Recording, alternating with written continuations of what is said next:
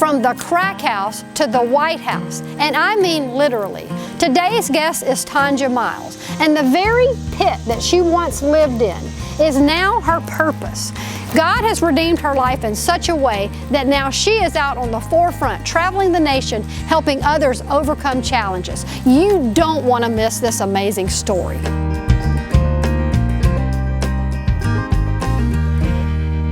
Welcome back to Life on Purpose TV. Today we have Tonja Myles. She has so many titles to her name. She is a busy woman because she is effective in ministry. She is a veteran. She is a community activist. She has many, many passions. And so we're just going to jump in with your family story, your early faith story. You grew up in a really good family, but something happened to you at 7 years old that changed the trajectory of the next several years. So yes. Talk about that. Well, like you said, I came from a really good family, a caring family, a family who was always told if you had $1 and if someone needed it, you had to give it to them. And so family service is something that, I was raised upon. But I had a great little life. I was this cute little girl with the big forehead, the buck teeth, who loved to entertain people. I knew Al Green before I knew my ABCs. And so, I was this vibrant little girl who wanted to just, be there and make people smile. And something happened to her. I say at 7 years old, she died and nobody grieved her. At 7, I was molested multiple times, and that was the demise of many years of my life just spiraling out of control. How can parents and kids be more vocal about things like that and be more honest about it to get help earlier? Well, I'm gonna be real honest. I think, being a pastor in the African American community and in the faith-based community, we kind of don't address it as much as we need to. We tell people maybe, to suck it up or pray about it. And look, I'm all about prayer. Prayer is vital. However, we need to listen to our kids, or if anybody come to us and say, look, I'm having a challenge right now. We ought to be in a position to say, look, I hear you. How can I help you? Because those are the two things that people need to hear. I hear you, and how can I help you? And if someone would have said that to you, those next few years might have been a little bit different. Absolutely. I think they would have been real different. My parents just didn't know what to do at the time. No one talked about it. There were very limited resources. And again, that's why I wake up every day to tell people that there is hope. With God, all things are possible, that He has a plan and purpose for their life. However, if you feel yourself stuck, it's okay. I did a thing not too long ago saying therapy ain't scary. And I wish that I would have had that opportunity to talk about those emotions, talk about those feelings, and realize that they did not have to define me. Right. Because for a while they did. And so you're passionate about suicide prevention because you've been there. Yes. 2 times. 2 times. So you felt your life had no value, that you thought you could just be gone and it would be okay. So I did. I mean, from that one experience, led a lot of behavior issues when I was in elementary school. I got kicked out of elementary school. I first started using drugs at 16. My first time trying to commit suicide was at the age of 13. I ended up in a hospital getting my stomach checked, pumped. The last time I, ended up in a mental hospital was in there for 30 days. I hated the skin I was in. Look, I didn't think I'd live to be past 18. I just didn't like who I was, who I became. I had did so much stuff, stealing from my parents, lying to them, the prostitution, the mental illness, the drug abuse that got worse. I said I'd never do crack. Before you know it, I was a straight up crackhead. It's by the grace of God that I don't have AIDS. So I just thought that my life was useless, that I had done so much stuff that not even God could forgive me. So you go to college and you don't do so well. Your parents finally get a grip on the level of problems, and they're like, okay, we can't fund this anymore. You're going to have to figure out your own way, right? So you're back at, oh, now what do I do? Exactly, because they did find out. They thought, they were giving me money for tuition, and they were really giving me money for drugs. And for about a year or so, they didn't know that that's what I was doing. I was going up very promiscuous on campus, and they were like, we're done. We're sick of you lying to us and being manipulative, and you know what? You're on your own. So I'm like, okay, I'll fix you. And I joined the military. And so when I told my parents, my mom cried, my dad said some very explicit words. Even though he was a Vietnam vet, I just think that he was like, what are you really doing? But can I tell you, it really changed my life. I love being a soldier. I know people go, what do you mean you love basic training? Well, here's the deal. When I was a little kid, I got screamed at a lot, I must say. Because your dad? Right. Yeah, and he tried to train me to be, it was almost like he was training me to be a soldier. But can I tell you, it taught me so much about myself, about teamwork, about character development. And I excelled, immediately being a soldier. And it was some of the best days of my life, and I would have continued to stay in, but I got saved and got married, and my husband was like, no, you're not going overseas, because I'm like, no, I'm going to fight for my country, because I love my country. So after you got out of the military, you began to see things differently. You'd been saved. You went from prisoner to freedom. Yes. How do you do that? Well, nothing but the grace and mercy of God, for real, because I never forget telling my grandmother, I said, dear, I said, the enemy is trying to take me out. And she said, baby, if you give your life over to God, he has a plan and purpose for your life. I've always seen it on your life. I mean, it's because of her prayers that I lived this long. When the times that guns were put to my head and I OD'd in rooms and nobody would have found me, it was my grandmother's prayers that kept me alive. And I'm grateful to her for that. And when she told me that, I took her at her word, because I had nothing else.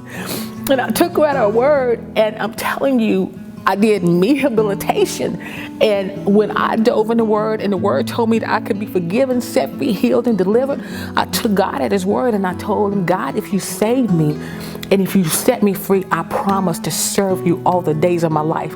And that's why I get up every day and I go hard for Him, because I shouldn't have been here, only by His grace. So how do you work with a family who has a child in addiction? How do you work with someone who feels like their life is going to end in suicide? How do you help those horrible situations? Well, number one, I always, look at what the cause and effect is. A lot of times there's root cause. I mean, the enemy's not playing. The Bible says he comes to steal, kill, and destroy. And he's using drugs and a whole lot of other things to destroy not only families, but our community and our country. And so that's why I'm so open about sharing my life, because I want people to know that God is no respecter of person. The same God who set me free and delivered me is the same God that can do it in their life. But to also bring them resources and to also let them know, look, there's help. You don't have to do this by yourself. If I can do it, you can do it. And just, connect them with the right resources, pray with them, and to, let them know that with God, all things are possible. And it's just been a blessing and amazing to see, lives transform right before my very eyes. God has used us to do amazing things in our community, in our country, and there's nothing like waking up every day saving lives. Well, and let's talk about that. When you turned your life over to God, He began opening doors for you. Yes, He did. And you went from the crack house to the White House. Yes! So talk about that big stage, that big platform. All of a sudden, you're getting called by the President of the United States, you and Darren, your husband. Talk about just seeing God honor your service to Him by using what you learned. The Bible says that your gift will make room for you. And we knew that one day God would use us to, change the world for real. And so we were just serving people, at the Salvation Army. And so what they did the White House did a search across America. They were looking for a faith-based program that was not getting any money. They were looking for someone, because of their faith, had been set free from addiction. And there are thousands of great organizations in our country, but they found us. And so anyway, I got this call from Jim Toohey, who I love. Jim was Mother Teresa's attorney for 12 years, and he's still a great, friend of ours. And he called me up and was asking me all these questions, and I'm just like, for real? What's really going on here? And I just thought we were gonna get a certificate saying, you go girl, yay, good job, yeah, good job, buddy. And that was basically it. And so when we got the other call saying that the president wanted me to be his special guest at the State of the Union address, I, bust out laughing, because I'm like, for real? Yeah. And because I had, I dibble into politics a lot, so I know I've watched a lot of State of the Union, so I'm like, yeah. So we end up going to the White House, and they were like in awe with us, and we're just like, we're in awe of y'all. And so I get whisked away, and I go to the Capitol, and the Secret Service says, so go find your seat, sit down, and shut up. I'm like, I could do that. And so I went straight to the back row. And so didn't find my seat, and went a couple other seats, couldn't find it. I went, look, I know I'm not supposed to be here. Y'all made a mistake. My name is nowhere on these seats. And he did this, and he said, right here. And I'm like, wait, what? And there I was on the front row with Barbara Bush. The president talked about our program in the State of the Union address. And who knew that this one time would end up being 6 years of working with the White House, now the face of the faith-based initiative, traveling with him, traveling for him, bringing $22.8 million into our state to help people with addiction, and this training faith-based organizations across the country. It was 6 years that truly changed my life, gave me a platform to talk about addiction, to talk about, that God can truly set people free. And to this day, when you go into the Bush Library, we are there. That's kind of cool. So this drug epidemic, we all look at it and we don't know what to do. We see, oh my gosh, what's happened? I think most of us are thinking, what's happening? What is happening? Why is it happening? I think it's a lot of things. I know the opioid crisis started from, an organization that said that opioids wasn't addicted. We know that now they are. I think that a lot of people kind of fell into the addiction when it comes to opioids. But then addiction, period, I know some people call it a disease, and I know once the brain is hijacked by addiction, the chemicals change in your body, and hence a disease. I get that, but I also feel it is a dis-ease of there's something else. With me, it was a root cause. That was because that little girl, who was molested, who continually, was raped again and again, had a lot of, sexual trauma even in the military. And so my way of, coping was escaping and using drugs. So I think there's so many people that are going through different challenges, and they look at, substance abuse as a way out, of a way to numb the pain. And just numb the pain. If I could just numb the pain for a minute, and before you know it, it's a life that's out of control. So I think that once we really tell people, look, let's talk about what happened, what made you make these decisions, and how can we help you better make good coping skills. People, places, and things have to change, and to let them know that God has a plan and purpose for their life. Because Beth, you would be surprised at people that we talk to and we ask them, so what's your plan? What purpose do you think God has for your life? And they go, I have no idea. They've never even thought about it. No. Because they don't feel worthy that they should have that thought. Right. And God, He sent His Son for all of us. And so we think it's vital that when we are talking to people that we're like, what is it that God called you to do? Well, I don't know. Well, what do you like to do? Or what about the world you don't like? And what do you think you could do to change it? And they go, you know what? I'm like, that might be your purpose. And so, it's just a joy to see people walk in their purpose. And that's why we push hope and purpose every day. Because we know that once a person finds their purpose, it will give them the reason to live. Hence, preventing suicide. Because people know I have a purpose. I'm not a mistake. Even though I messed up, God still has a plan and, purpose for my life. And just really encouraging to them and then reminding them of who they are in Him. Are you so excited to know there's people like Tonja Myles out there helping people who are really struggling? She is effective because she has walked the path many people find themselves walking.